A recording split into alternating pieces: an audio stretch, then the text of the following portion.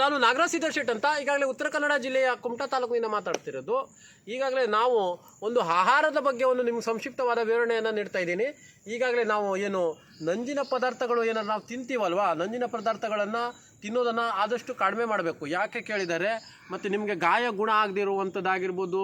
ಮತ್ತೇನೆಂದರೆ ಈಗ ನಾವು ಯುಗಾದಿ ಹಬ್ಬಕ್ಕೇನು ಕಹಿ ಮತ್ತು ಸಿಹಿಯನ್ನು ಸರಿಯಾಗಿ ಒಂದು ತಿನ್ನುವಂಥದ್ದು ಹಬ್ಬವನ್ನು ಯಾಕೆ ಮಾಡ್ತಿದ್ರು ಕೇಳಿದ್ರೆ, ಮೊದಲಿನ ಕಾಲದಲ್ಲಿ ಅದು ನಾವು ಎಷ್ಟು ಕೈಯನ್ನು ತಿಂತೀವಿ ಅಷ್ಟನ್ನೇ ಸಿಹಿ ತಿನ್ನಬೇಕು. ಈಗಿನ ಕಾಲದ ಜನ ಏನಾಗ್ತಾ ಇದ್ದಾರೆ ಅಂದರೆ ಎಲ್ಲ ಸಿಹಿ ತಿಂಡಿಗಳಿಗೆ ಮತ್ತು ಈಗಾಗಲೇ ಟೇಸ್ಟಿ ಫುಡ್ಗಳಿಗೆ ಮಾರು ಹೋಗ್ತಾ ಇದ್ದಾರೆ. ಅದಕ್ಕಾಗಿ ಕಾಯಿಲೆ ರೂಪದಲ್ಲಿ ಕಾಯಿಲೆ ಕಾರಣದಿಂದಾಗಿ 60 ವರ್ಷನೇ ಒಂದು 50 ವರ್ಷ ಬದುಕೋದೇ ದೊಡ್ಡದಾಗಿಬಿಟ್ಟಿದೆ.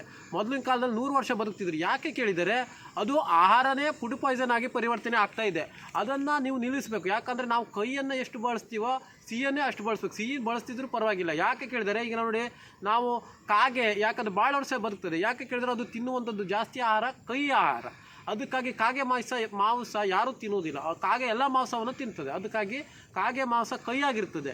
ಆ ಒಂದು ನಿಟ್ಟಿನಲ್ಲಿ ಅದು ನೀವು ಕೈಯನ್ನು ಜಾಸ್ತಿಯಾಗಿ ತಿಂದರೆ ಮುಂದಿನ ದಿನಗಳಲ್ಲಿ ನೀವು ಜಾಸ್ತಿ ವರ್ಷ ಆಯುಸ್ಸು ಬದುಕ್ಬೋದು. ಯಾಕಂದರೆ ನಿಮ್ಮ ಕಾಯಿಲೆಗಳು ಕಡಿಮೆ ಆಗ್ತದೆ. ಮತ್ತು ನೀವು ಫಾಸ್ಟ್ ಫುಡ್ಗಳ ಟೇಸ್ಟಿ ಫುಡ್ಡೆಲ್ಲ ಟೇಸ್ಟಿ ಪೌಡ್ರೆಲ್ಲ ಹಾಕಿರುವಂಥ ಫುಡ್ಗಳು ತಿಂದರೆ ನಿಮಗೆ ಕಾಯಿಲೆ ಆಗುವಂಥದ್ದು ಸಾಧ್ಯತೆಗಳು ಜಾಸ್ತಿ ಇರ್ತದೆ. ಆ ಒಂದು ನಿಟ್ಟಿನಲ್ಲಿ ಹೇಳ್ತಾ ಇದ್ದೀನಿ.